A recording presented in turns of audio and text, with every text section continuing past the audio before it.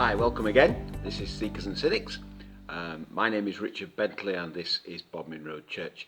And this week I want to start a little two-part talk, so this week and next, thinking about our beliefs, whatever they may be, and about the nature of truth and how we think about truth and our beliefs. People will often say to me, somebody did actually just this morning, which triggered this talk, well, everybody's entitled to believe whatever they like. Or you have your truth, I have mine. I think that was the title of a Manic Street Preachers album many years ago. This is my truth, tell me yours, or something like that. In other words, we can all think what we like. And I guess sometimes when people say that, what they're really saying to me is, Richard, shut up. Why are you preaching? Why are you doing this, Seekers and Cynics? Because actually, you know, you can believe what you like and leave me to believe what I like.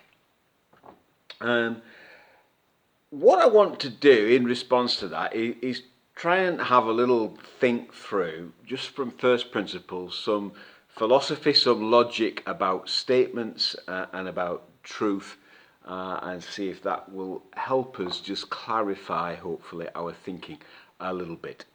So, from first principles, just starting from scratch, leave God out of it till next week, but just starting from scratch, there are fundamentally just two sorts of statements, okay? Just two sorts of expressions of belief. There are statements that are about reality, and there are statements, secondly, that are about our own preferences and tastes. Let me sort of explain with some examples. A statement which is a statement about reality would be something like, the moon is made of rock, or Paris is the capital of France, or the British flag is red, white and blue, or fairies live at the bottom of my garden. Those statements are all in the same category because they are all statements about reality.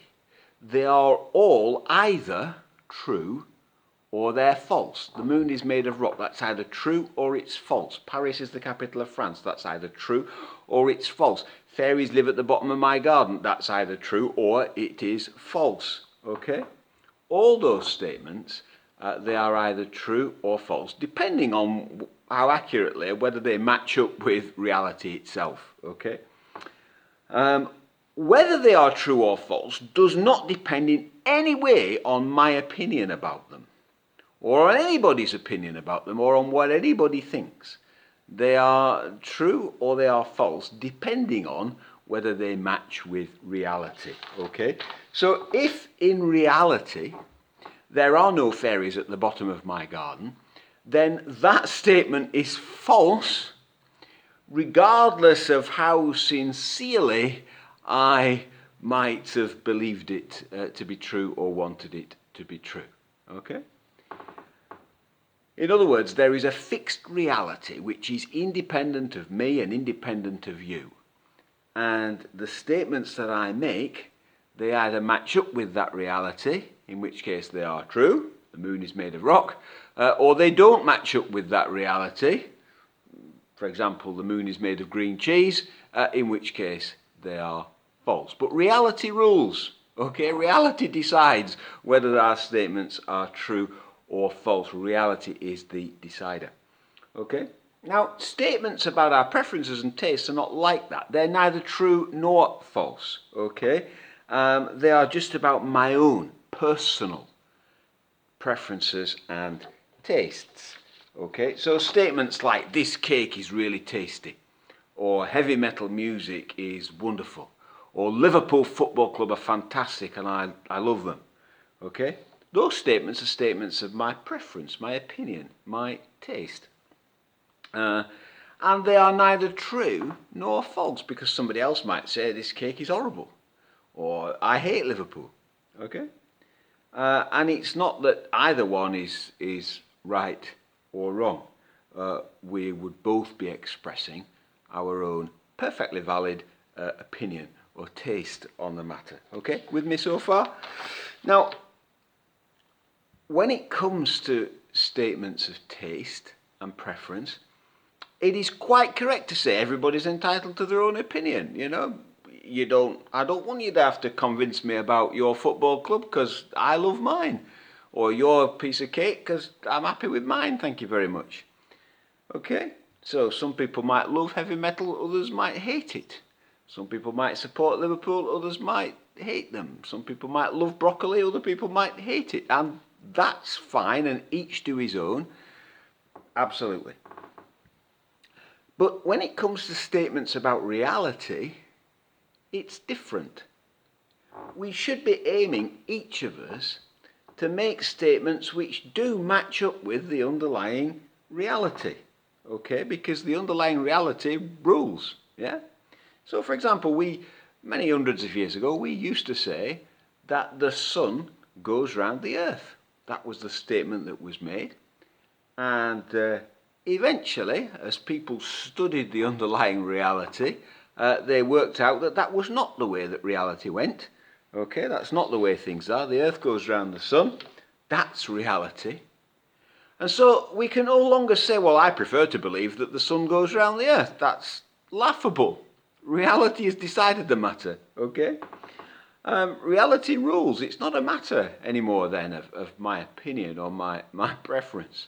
Reality has spoken, okay?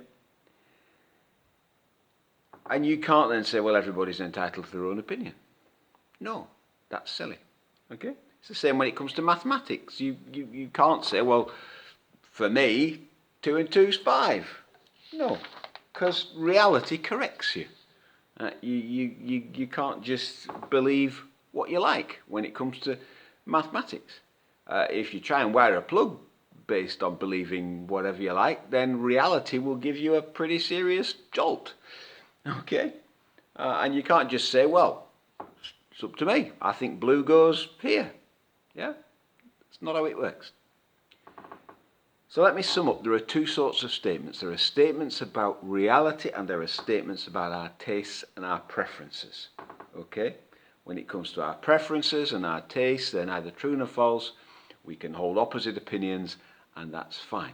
But when it comes to statements about reality, we should be aiming to make statements which match up with the underlying reality, because the underlying reality rules. Okay?